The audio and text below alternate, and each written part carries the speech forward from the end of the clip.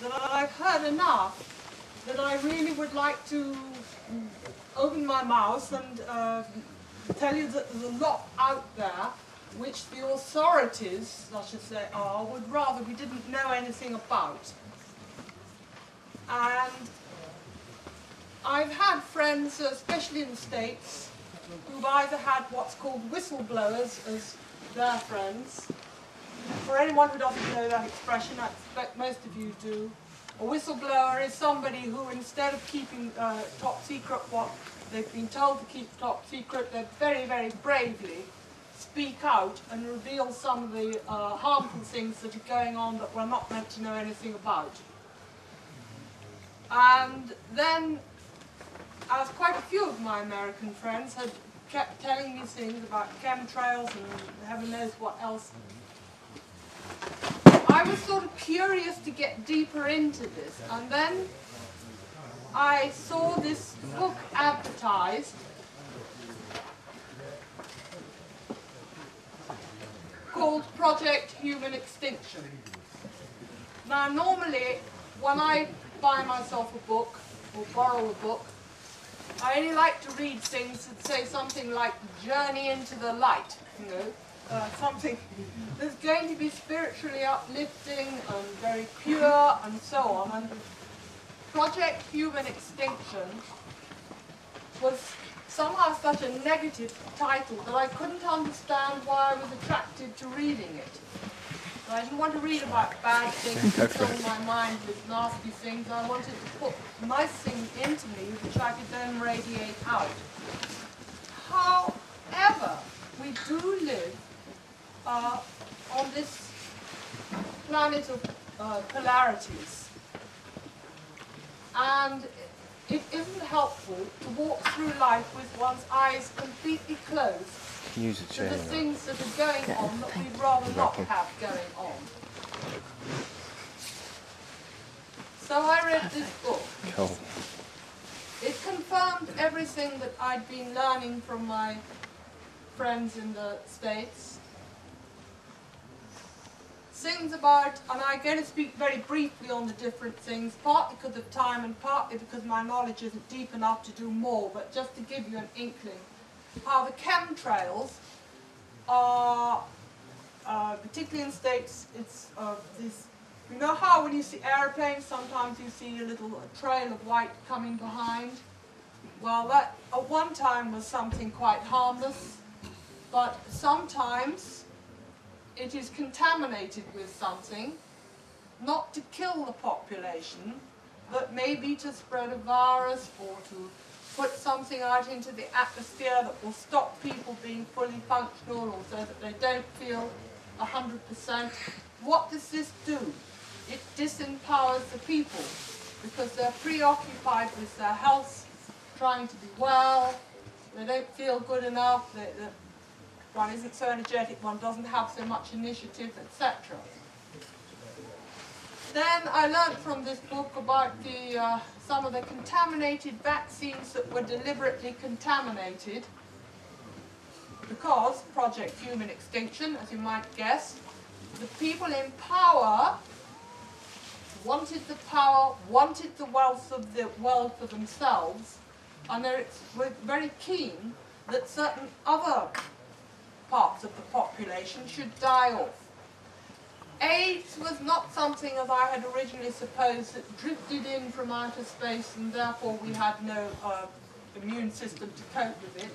AIDS was carefully manufactured in laboratories by request of the powers that be. They wanted a virus that could kill, and they wanted a virus for which there was no known cure, and for which the immune system could do nothing about. And they came up with AIDS. And a large section of the population, especially in Africa, were infected by this because they mixed it with a virus for one of the other diseases. It might have been smallpox, measles, I forget, but the point is that they were apparently doing good. We will give you free inoculations and all the rest of it, but actually they were giving people AIDS. that's part of it. I read that in that book. And there was a whole lot of other stuff, which I won't go into because of the time. Then the next book that came my way, recommended to me by a healer, and I was warned it was heavy reading, was called Transformation of America. Now, it's not the transformation of America, it's another word, formation of America.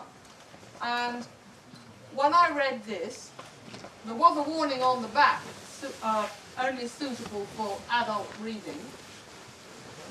I was absolutely horrified at what was going on and what was being asked for and backed up by people like the President of the United States, more than one of them, Bush, Clinton, and so on, and other people in high places, particularly in the States. I don't know what goes on in this country, I'm not versed on that, but I was reading about the States, how they were, well, I thought, I'm not going to say too much, because I don't know, I don't see a lot of children around, but it did say for adult reading. But part of this book, I thought I picked up something on porn, but I didn't want to fill my mind with the horrors of porn. Then as I got through it, I began to see that that was just a sort of convenient side effect, bonus if you like, of something much worse. It was a manipulation, political manipulation. They were talking about, the women were used, by the way, totally used, and they were so traumatized that they weren't able to think and function as normal human beings. And it was necessary to traumatize them with using great cruelty, because if they didn't do this, they couldn't control the women. Anyway, the top sex slaves, as I think they were termed,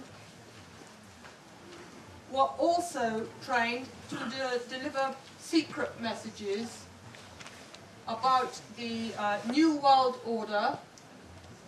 Now, the New World Order, which was supposed to be a peaceful world, was not the kind of spiritual world order that we would like to dream about. Instead, it was submission of the people.